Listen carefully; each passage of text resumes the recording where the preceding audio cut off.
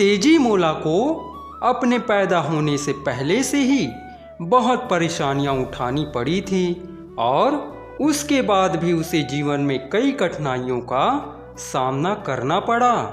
तेजी मोला के जन्म लेने से 3 हफ्ते पहले उसकी माँ न्यू मोली ने इतने सारे संतरे, पके हुए आड़ू और इतने सारे चिकने बीज खा लिए थे कि उसे अपने बचपन में सुनी वे बातें याद आ गई थी कि अगर आप गलती से बीज निगल जाते हो तो रातों रात एक पेड़ में तब्दील हो जाते हो। डर के मारे वहाँ उस रात सो नहीं पाई और अजीब अजीब सपने उसे आते रहे कि वहाँ अलग अलग तरह के पेड़ों में बदल गई है। सुबह उसने अपने पति धनीराम को सपनों के बारे में बताया। वहाँ एक व्यापारी था और अक्सर काम के सिलसिले में बाहर रहता था। धनीराम ने उसे समझाया कि उसके सपनों का कोई मतलब नहीं है।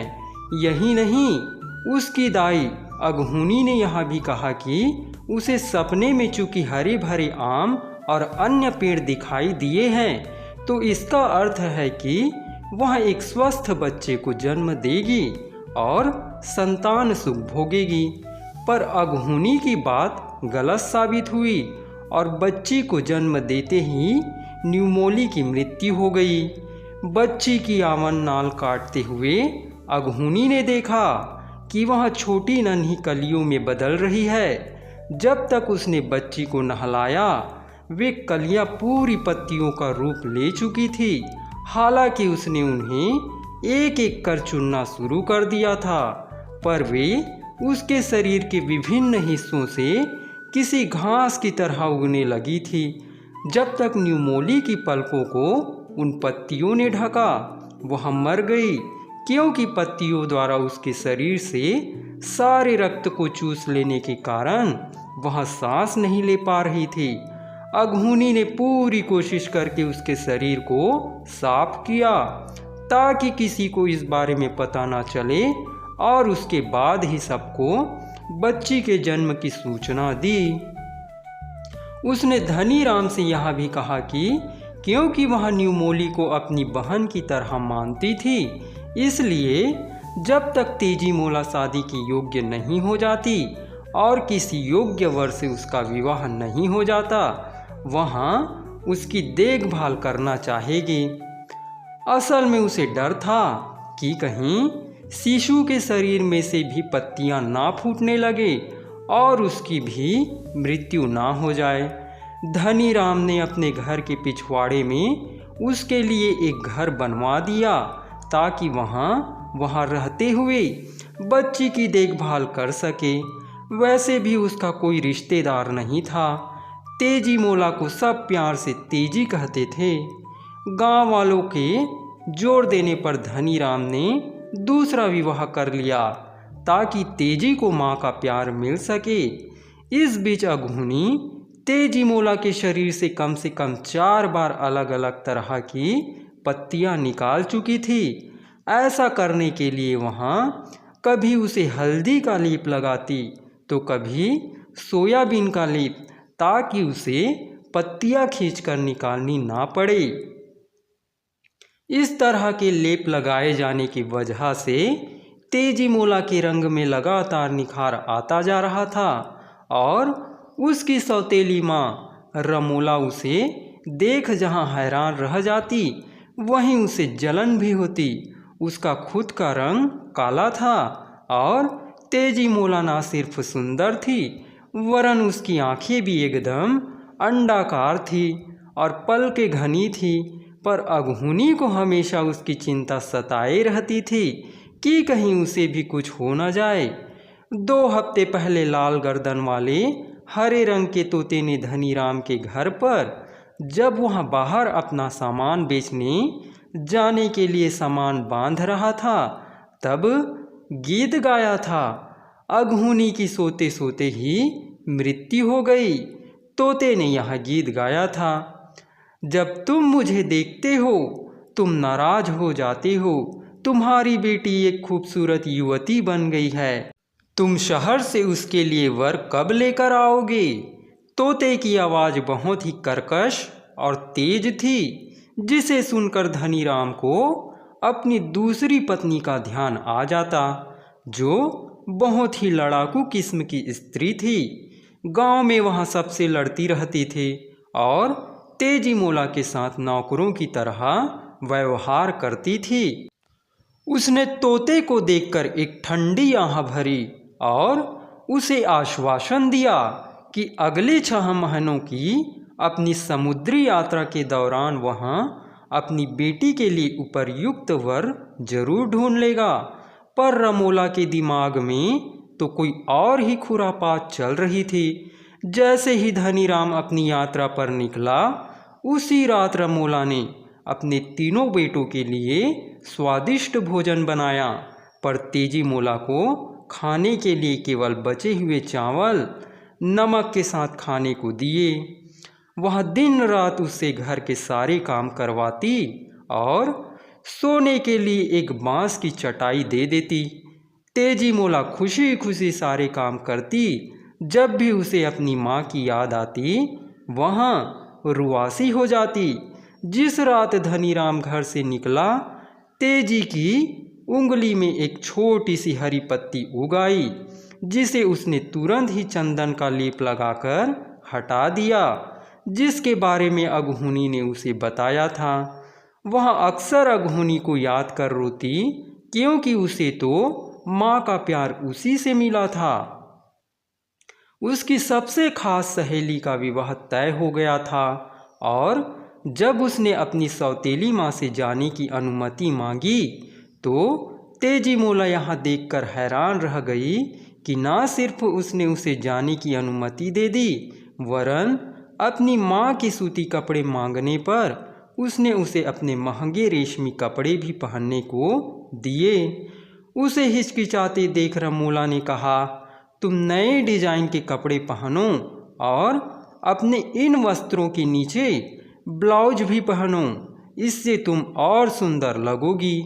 मैं तो अब ऐसे कपड़े नहीं पहन सकती हूँ, क्योंकि अब मैं बूढ़ी हो रही हूँ, लेकिन तुम्हें ऐसे ही कपड़े पहनने चाहिए। अपनी सहेली के विवाह में तुम खूब सज कर जाओ, पर क्या तुम अकेली वहाँ जा सकोगी? हाँ, मैं अकेली जा सकती हूँ। सुंदर कपड़ों को देखते हुए तेजी मोला ने खुशी से कहा। पर रमोला तो कुछ और ही सोच रही थी। उसने उन कपड़ों को एक जूट के थैले में डालते हुए रेशमी वस्त्र की तहों के बीच धीरे धीरे जलने वाला एक अंगार और एक छोटा सा चूहा रख दिया। फाल्गुन का महीना था, ठंडी हवा चल रही थी। सड़क पर लाल रंग के गुड़हल के फूल बिखरे हुए थे। सहेली के घर जाते हुए तेजी मोला को लगा कि जैसे थैले में कुछ हिल रहा है। वहाँ उसे खोलकर देखना चाहती थी, पर उसकी सौतेली माँ ने उसे हिदायत दी कि वह विवाह स्थल पर पहुंचकर ही थैला खोले, उससे पहले नहीं, वरना रास्ते की धूल मिट्टी से वस्त्र गंदे हो जाएंगे। माँ के डर से तेजी मोला चुपचाप चलती रही। वह अपनी माँ के गुस्से को जानती थी। उसने अपने प्रति पहली बार जो ममता देखी थी, उसे वहाँ खोना नहीं चाहती थी। वह हर हालत में उसे खुश देखना चाहती थी।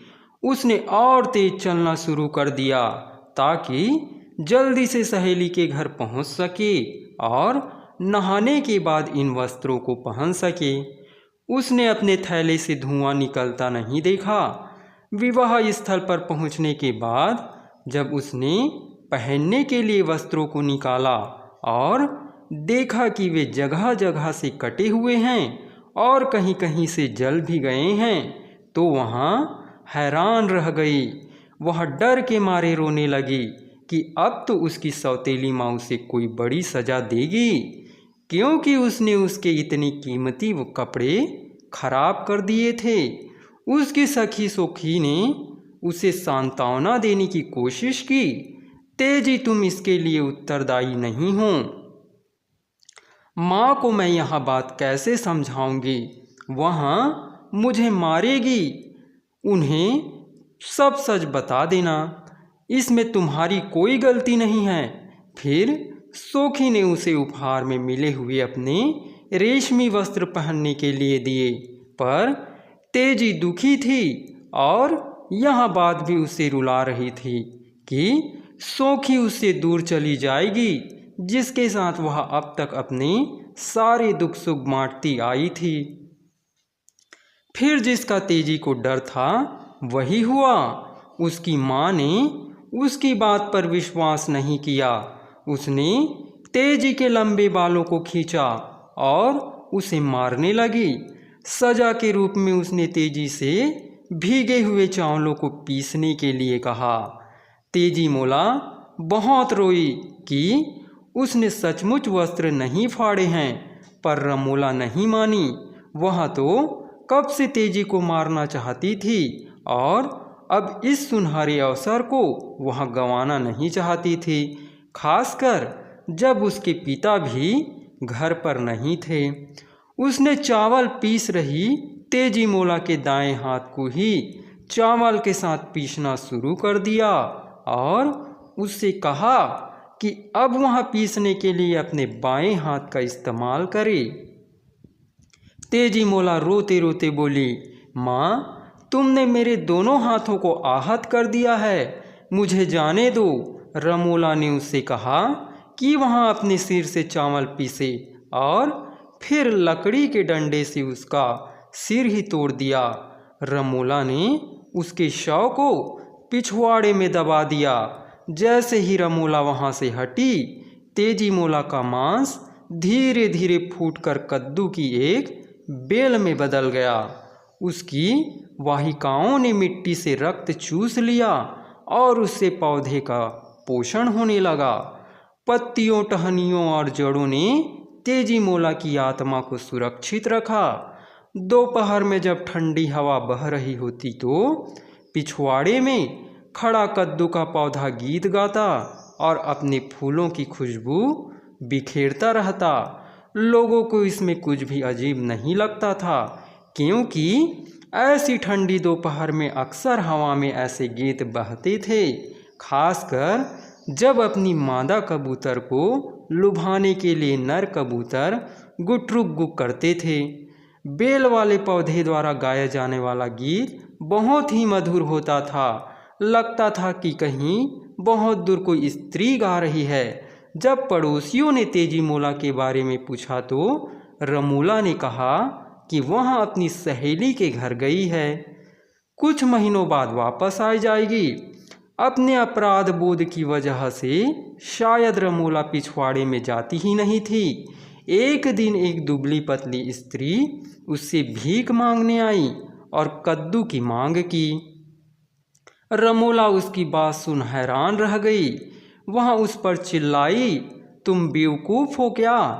मैंने तो हफ्तों से कद्दू नहीं पकाया है, यहाँ तक कि रोहू मछली के साथ खाने के लिए भी नहीं। मैंने अपने बेटों को आज ही बाजार भेजा है कि वह कहीं से अच्छा कद्दू ले आए, पर तुमने कहाँ से मेरे घर में कद्दू देख लिया? मैं झूठ नहीं बोल रही हूँ, आप इस घर की मालकिन हैं, और अगर आप मुझे कद्दू नहीं देना चाहती हैं तो कोई बात नहीं। उसने बहुत सम्मान से रमोला के सामने अपनी बात रखी। स्त्री जाने को मुड़ी। रमोला हैरानी से बोली, मुझे नहीं पता कि तुमने कद्दू कहाँ देखा है, पर अगर ऐसा है तो खुद ही जाकर ले लो। कुछ क्षण बाद वह स्त्री चिल्लाती और रोती हुई वापस आई और बेहोश हो गई। रमोला के तो जैसे होश ही उड़ गए। बड़बड़ाती हुई वहाँ अंदर गई और पानी लाकर उस स्त्री पर छिड़का। क्या तुम ठीक हो? क्या हुआ? तुमने क्या देखा? होश आने पर स्त्री ने अपनी घबराई हुई नजरें चारों ओर घुमाई। वह अभी भी काँप रही थी और पसीने से तर थी। उस बेल में भूत है। वह कहती है कि वह तेजी मोला है और उसकी सौतेली माँ ने रेशमी वस्त्र खराब हो जाने की वजह से उसकी हत्या कर दी है। वह कौन है? यह सुन रमोला बरामदे में इधर उधर चक्कर काटने लगी। उसे डर लग रहा था क्योंकि पड़ोसी अक्सर उससे पूछते ही रहते थे कि तेजी मोला अभी तक वापस क्यों नहीं आई। अचानक उसके मन में एक विचार कौंधा, आखिर वहाँ एक बेल ही है, वहाँ तो मर चुकी है। वह एक बड़ी सी कुल्हाड़ी लेकर पिछवाड़े में गई और बेल से सटकर खड़ी हो गई ताकि गाना सुन सके। उसने सुना कोई विवाह के समय गाए जाने वाला विदाई गीत गा रहा है। तुरंत उसने बेल के टुकड़े टुकड़े कर दिए। पौधे के कोमल बीज चारों ओर बिखर गए। उनका रस उसके सफ़ेद कपड़ों पर पड़ा तो निशान बन गए। वह बुरी तरह से हाँफ रही थी और उसके माथे से पसीना बह रहा था। उस पौधे में 459 बड़े कद्दू लगे थे। 92 अभी पूरी तरह से बने नहीं थे और उस पर 3045 फूल थे जिन्हें वहाँ एक एक करके चुनने लगी। पहले अकेले, फिर अपने दोनों बेटों की सहायता से, जो तब तक घर लौट आए थे। बड़ा बेटा जो कद्दू लेने गया था अभी तक नहीं लौटा था। उन तीनों ने मिलकर एक गहरा गड्ढा खोदकर उस पौधे को बगीचे के एक एकांत कोने में दबा दिया। इस बार जहाँ इस पौधे की पत्तियाँ, टहनियाँ, बीज, जड़ आदि दबाए गए थे, वहाँ पर गहरे लाल रंग के आलू बुखारे के फल जैसा पौधा उगाया। कुछ हफ्तों बाद गांव के कुछ गाय चराने वाले रमोला के पास पके हुए आलू बुखारे मांगने आए, पर उसने उनकी बात नहीं सुनी और नारियल कसने बैठ गई। तभी एक एक कर आलू बुखारे धरती पर गिरने लगे। एक आलू बुखारे के मुंह से गाढ़ा झाग निकलकर बहने लगा। एक आलू बुखारा वहां बैठकर किसी बच्चे की तरह रोने लगा। फिर उनमें से एक गाने लगा, अपने हाथ फैलाने की हिम्मत मत करना, मैं कोई आलू बुखारे का पेड़ नहीं हूँ, मुझे तो रेशमी वस्त्रों की वजह से पीस कर यहाँ दबा दिया गया है। यह मैं हूँ तेजी मोला। जब धनीराम गांव लौटा तब तक शरद ऋतु आ चुकी थी। पके धान के खेत सुनहरी लग रहे थे और एकदम स्वच्छ आकाश का स्वागत कर रहे थे, जिस पर सरसों के खेतों में खिले नन्हे पीले फूलों की तरह करोड़ों तारे टिमटिमा रहे थे। असम के एक सुदूर बसे गांव में उसकी मुलाकात एक व्यक्ति से हुई थी जो उसे अपनी बेटी के लिए उपयुक्त लगा था। मेहनती व बलिष्ठ कदकाठी का वहाँ आदमी बड़ों के पैर छूता था, अपनी माँ की बात सुनता था और अपनी दादी की सीलबट्टे पर चूना सहित पान पीसने में मदद करता था। उसमें कोई भी बुरी आदत नहीं थी। वह रोज नहाता था, इसलिए उसका शरीर चमकता रहता था। नाव धनीराम के गांव के करीब पहुंच रही थी। बहते पानी की आवाज़ पैदा हो रही थी जो किसी गीत की तरह लग रही थी। वह अपने साथ बहुत तरह का सामान लाया था। तभी उसकी नज़र पानी में खिले कमल पर गई। ऐसा कमल उसने अपनी जिंदगी में कभी नहीं देखा था। वह बांस से बनी छतरी जितना बड़ा था। उसने कहा, इसे मैं अपनी बेटी के लिए तोड़ूंगा, क्योंकि मेरी सुंदर बेटी इस तरह का फूल पाने की ही हकदार है। जैसे ही धनीराम उसे तोड़ने के लिए आगे बढ़ा कि तभी वह कमल अपनी दुख भरी कहानी सुनाने लगा, जिसमें वह चूहे, अंगार और अपनी सखी के विवाह की बात कर रहा था। तेजी मोला केवल एक ही बार गा सकती थी, इसलिए उसकी बात पर विश्वास ना करते हुए जब वह कमल को उखाड़ कर फेंकने देने लगा तो वह ऐसा ना करने की प्रार्थना करने लगी।